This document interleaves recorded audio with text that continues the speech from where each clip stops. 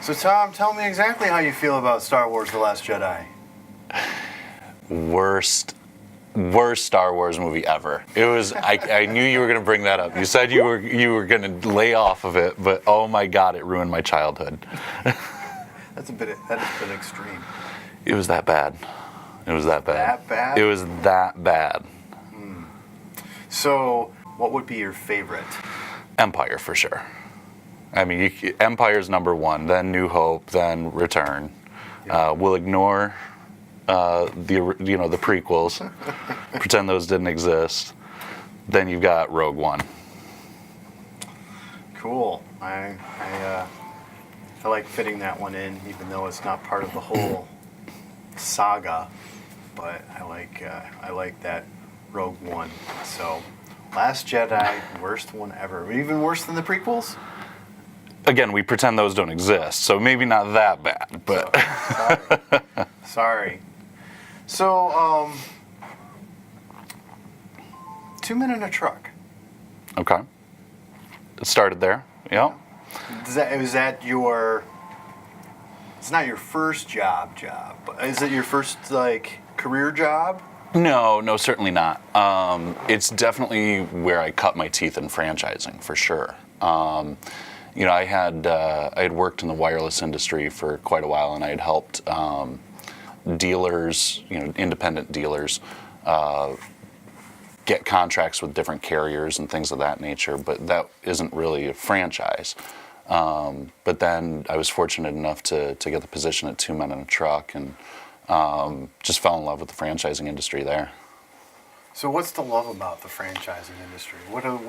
Tell me a little bit more about, because when you think franchising, a lot of people probably go to the Taco Bells and the McDonald's. That's the first thing they think of. Sure. And what I love about it is, we specialize in the startup and emerging brands, the brands that they know they're onto something, and they want to expand their footprint, they want to expand their brand, but they want to do so by offering people a business ownership opportunity. And those are usually the diamonds in the rough, right? The brands that you otherwise wouldn't hear about. What I love about franchising is, let's face it, there's the days of collecting a pension or, in a lot of ways, a cushy retirement. They're long gone. And a lot of people, they always talk about, I want to be my own boss, I want to be an entrepreneur, I want to be responsible for my own success. Everybody thinks that, if they're starting a business, they have to reinvent the wheel. And what's great about franchising is it allows people who want all those things that I just talked about to be an entrepreneur, to have their own business, be responsible for their own success, but they don't have to reinvent the wheel. They can follow a system. They've never been a business owner. They need somebody to, for lack of a better term, hold their hand through the process. What are some of the strangest franchises out there? Oh man, I've seen like cat babysitters. I've seen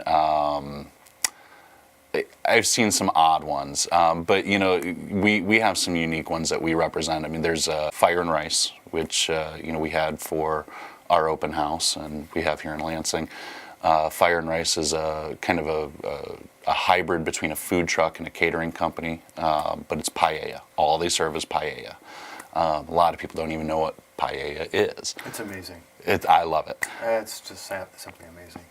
We've got some other brands that very unique. You've got Bottoms Up Espresso. It's a bikini barista concept. We have Tech Joint, which is a kids learning center, encouraging kids to get involved with STEM very early on. So there's a lot of really unique brands. And so, what was it at 2 Men in a Truck that you learned from them to help branch out into what you're doing today? What was the trigger? So, in terms of how I got into, why I started Premiere. Yeah, I mean, you obviously saw something there and said, you know what, I can do a little bit more, or not that they were holding you back, but I'm just saying, what was the trigger? So, one of the best thing that I learned at Two Men in a Truck, hands down, was the difference between selling a franchise and awarding a franchise. And there's a huge difference. And when I'm talking to prospects, people that are showing interest in a brand, one of the things that we're always trying to do is evaluate that person, just as they're probably evaluating us, or should be evaluating us, and saying, is this person the right fit for this brand? And they should be saying, is this brand the right fit for me? And that was something that I learned at Two Men in a Truck. But what was, what's common in the moving industry in particular is when you're selling a franchise, you're selling a much larger territory. So Two Men in a Truck, and I don't know, it's been years, but I think their territory size is something like 500,000, right? So you sell one franchise, you're selling a population of 500,000. You're going to have fewer territories that you can sell before you basically sell yourself out of a job. And eventually, when that happened with Two Men in a Truck, it became I had a couple options. Either A, I could relocate and go work for another brand in-house and eventually have the same thing happen to me again, or B, I could find something new. And what was great was at Two Men, we did a lot of trade shows around the country, and I really got to know the franchising industry and the franchise community really well, built a lot of relationships. And I would have a lot of these startup or emerging brands asking me, how do I do this or how do I do that?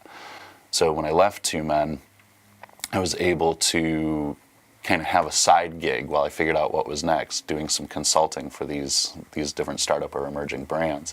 And it just snowballed from there. That's pretty cool. And, well, did you ever want to be an entrepreneur or a business owner? Is that like something you thought of in the back of your head, or is that something that was like, well, I guess this is where I'm at? I think everybody at some point wants to do something where they're an entrepreneur or own their own business, whether it's a side gig, a home-based business, whatever. I'd always wanted to do that, but was it something that either A, I thought was realistic, or B, something that I strived for? No, absolutely not. It just happened.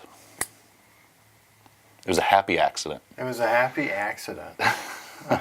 You gotta love those. And so, what did your family think about that? I mean, first of all, you might be in an industry where really few folks understand what you do, and then you're like, yeah, I'm going to build a business around this. I think there was some concern. My parents, of course, they were supportive, but I think there was definitely some concern. They come from a generation where they both retired and had pensions at the end of the day, and I think that they wanted me to find a gig, toe the company line, do the 30 years, and get out, right? My sister, her husband, my brother-in-law, is an entrepreneur. He owns a couple businesses here in town, and I think that she had several years of exposure to it and kind of understood what it is that we're facing when we retire. And so I think that she was a lot more understanding and was able to kind of calm my folks down and say, hey, look, this is a good idea. So.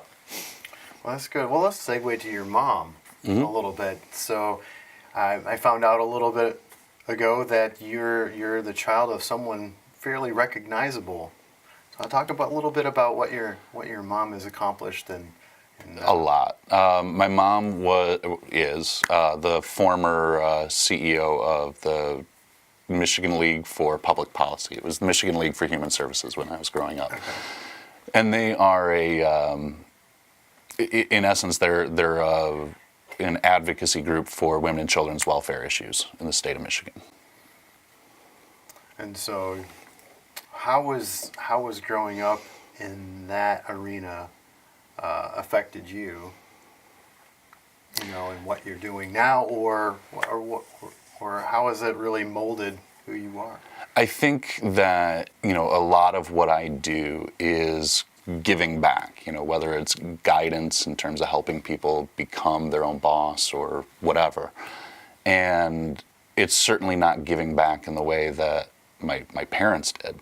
My mom would have us volunteer at homeless shelters or serving at Advent House, or I'd spend my spring break every year with my buddies going down to a children's center in Buckhorn, Kentucky. I wasn't doing the Florida trips and the Disney worlds and all that. Growing up in a household where it was so important to give back, give back, give back, it really formed who I am. And it's always, I hate saying this, but I try to always think of what can I do for this person, or what am I providing to this person first before what's in it for me.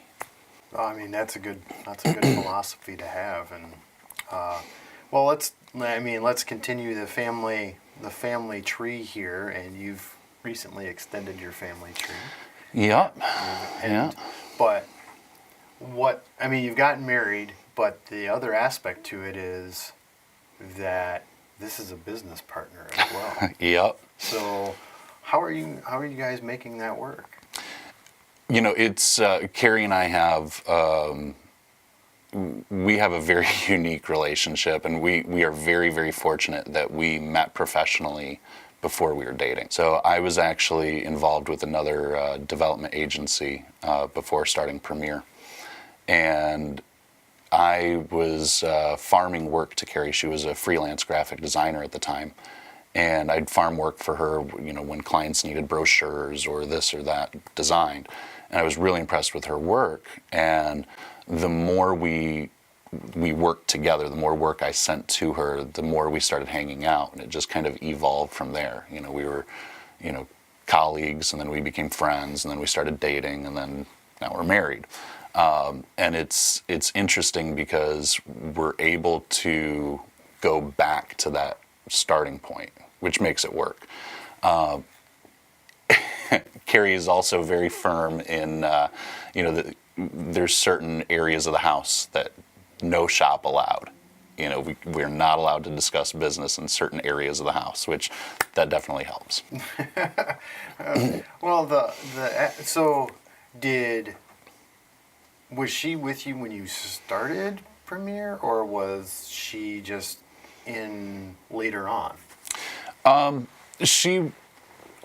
I think that she would say that she was kind of in the background in the beginning. When I decided that the other agency was kind of going in a direction that I wouldn't say I disagreed with, but when I wanted to go a different way than the agency that I was already with, she was really encouraging me, do your own thing, you just follow what you think is right. And I remember we were sitting on the couch, and she offered to design my logo. And I had something in mind in terms of what I thought would be, speak to the brand and what I wanted to convey. And Carrie kept on saying, that's really elementary. That's really dumb. That's not going to look the way you want it. It's not going to convey the message you want. And I remember we got into kind of a tiff about it. And I said, you know what? I'm going to go meet up with some buddies. I'll see you later. And I'm sure I'm going to hate whatever you design, or however I said it. And when I came back and saw what she had come up with for the brand, I said, yeah, okay, I was wrong. But at the time, she was actually working with another advertising agency. And the busier I became, I needed her more and more and more. So she was able to step away from the ad agency that she was with and step into the business. Well, I know that you guys, with your organization, are based here in the mid-Michigan area in Lansing in and of itself, but 99% of your clients are not even in the state. No. How do you make that work? It's a lot of travel time. You have to be flexible. You have to be, you got to be a rewards member with an airline and a hotel. And you have to be flexible with your time here. You're right. I have a lot of clients that are on the West Coast. And so, here at the office, the staff doesn't come in till 9. and a lot of people think, oh, wow, I'd love to start at 9 rather than 8 o'clock. Well, the downside of that is you're servicing clients on the West Coast, so you may not leave here until 7, 8. I mean, there's times I'm here till 10, 11 o'clock at night. Where do you want to take what you're doing? I mean, do you want to stay here in this area? Where do you want to, what do you see? What do you see? Right now we're here. It's Lansing's inexpensive to live. I didn't even have time to read it this morning, but I just saw a headline on my way here that said something about Lansing was just awarded the best affordable city or something of that nature.